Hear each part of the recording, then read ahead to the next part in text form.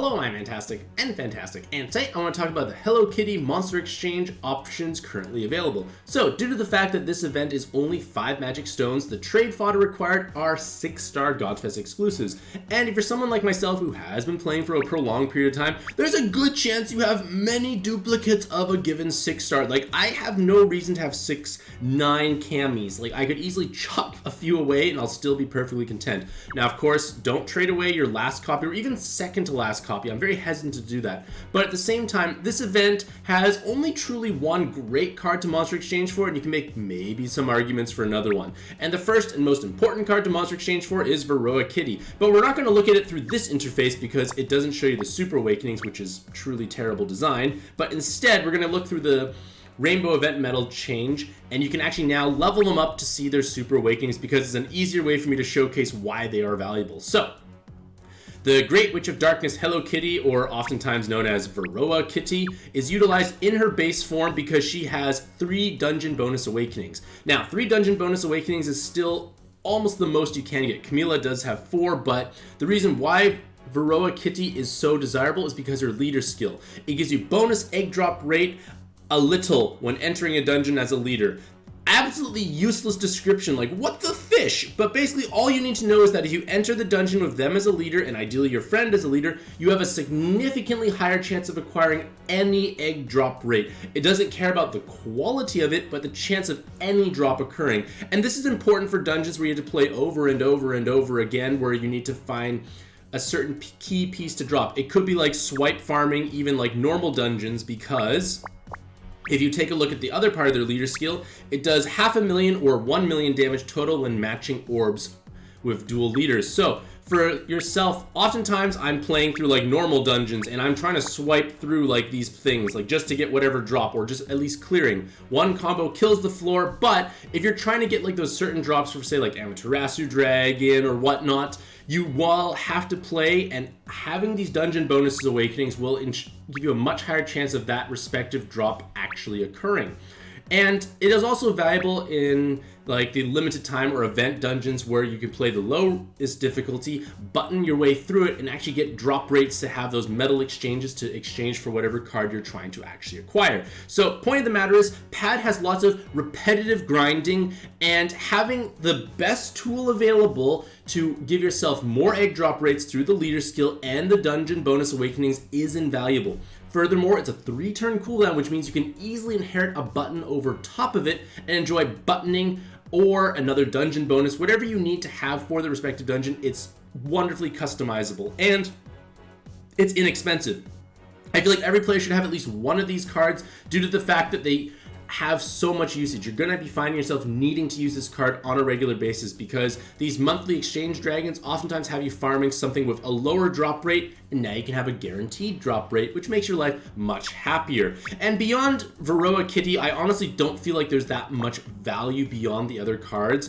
But one thing I guess I could draw, like maybe 2 other cards I can draw some attention to is Norak Kitty. Norak Kitty is transforming, so when you get to 20 skill boosts, you do transform. And when you do transform, you make the rows and the bottom rows to like heart and water orbs. And then you have auto healing baked into your awakenings. You have 2 brick awakenings, you have rows, you have combo orb, and an active skill on a 4-turn cooldown that gives you full bind, awoken bind, and unmatchable clearing, along with removing orb blocks and creating 2 rows of water. So in theory, 4 Norak Kitties can swipe their way through difficult content, but we have Shiva Dragon for that, and it was pretty spectacular when it first came out, but we do have many other swiping options available. But one thing I may want to like draw your attention to is the fact that you probably only need to own one of these cards if you rolled lots in the past for a previous event, because the card I'm talking about is, where are you hiding here, girl? Mayumi. So basically, they have the same double brick, they have the rows, they have the combo orb, but their active skill is a 3-turn cooldown that creates a central row of water. So it doesn't work on 6x5, but if you utilize 7x6 with someone such as, say, Marguerite Daw, you are able to have that 7x6 board. She gives you damage penetration. The Kitty gives you the clericing needs as well as some auto healing, which is nice, and a strong leader skill. You have the 7x6 board here, and then you can close the system with your Mayumis if you didn't have enough Norak Kitties. This is definitely a much more budget-friendly option. So for myself, I'll probably pick up one Norak Kitty, you know, just to have the option, because I already have enough cards for the system, because it removes the orb blocks. It makes 2 rows of water orbs on 7x6. Not 6x5, but it has to be 7x6. So obviously a bit of constraints there, but with Norak Kitty, you have the Cleric, you have the penetration with Marjorie Daw, and you have the orb system already. So basically all you need to bring is kind of like absorption, solution, and you've kind of got everything covered, so to speak. So it is something to keep in the back of your mind. Maybe this water swiping could be something appealing to you, but it's not necessarily needed. Like I said, I have lots of 6-star trade fodder, so I don't have too much fear of, you know, sacrificing a few Sharius Roots, maybe other cards. And then the next one I want to possibly draw attention to is REM Kitty. REM Kitty was, at least last rerun, one of the most powerful cards available as a leader, and it's still a strong rainbow solution nowadays. So upon transformation, they give you full damage immunity, so you can at least stagger the transformation of each of them to ensure you don't die, of course. And then once they are transformed, they have 4 5-attribute awakenings. They have levitation, so they will be dealing meaningful damage in super gravity. They do come with a cloud resist, which is definitely a drawback if you're using more than one copy. In theory, all the other copies are just kind of dead weight in terms of that cloud resist, so you're playing with less awakenings, which is definitely a bit of a drawback. And their active skill does give you damage penetration and increases their damage cap to 4 billion, so they could hit 8 billion potentially with the levitation and 4 or 5 attributes. And then it gives you the full rainbow board. So in theory, 3 REM Kitties lets you completely ignore damage penetration, which is obviously desirable. You can then only match the 5 colors because it doesn't create a board of heart orbs.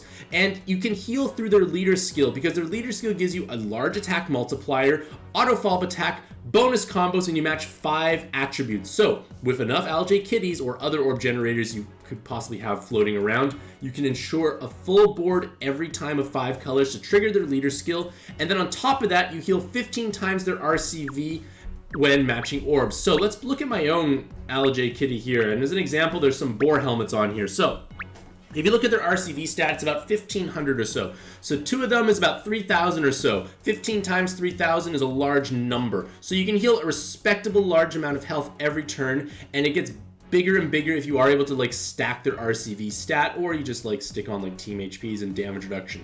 Point of the matter is, it is still a leader that can clear a modest amount of content. This team doesn't make much sense, ignore it.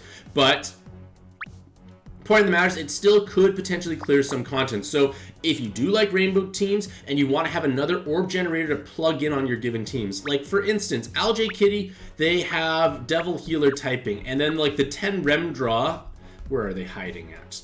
I have a team, like, they want to utilize Dragon Machine type, so unfortunately it's not going to quite work, but in theory, if you could change their typing, maybe you can make some arguments. But the problem is, REM Kitty really plays best on their own team because they don't make heart orbs, and without making heart orbs, you're not going to be able to heal, which is obviously a problematic issue. But their leader skill lets you heal automatically, so it kind of incentivizes you to use REM Kitties for, you know, their leader skill to get that auto healing. So it can be nice in the sense that you don't have to worry about matching most of the time. You're just matching like normal, you're penetrating, you're healing anyways. A lot of stuff is kind of put in the background of your mind, but it does play a little less nice on other rainbow teams, so to speak. But regardless of all that, make sure you do pick up yourself this Great Witch of Darkness Hello Kitty, or Veroah Kitty as they're also known, for their dungeon bonus leader skill. Now, with that being said, let me know what you lovely ladies and gentlemen think about this event in the comment section down below. Do you think it's actually worth monster exchanging for any of these cards? And if you have acquired any of these cards, which ones have you found the most usage out of?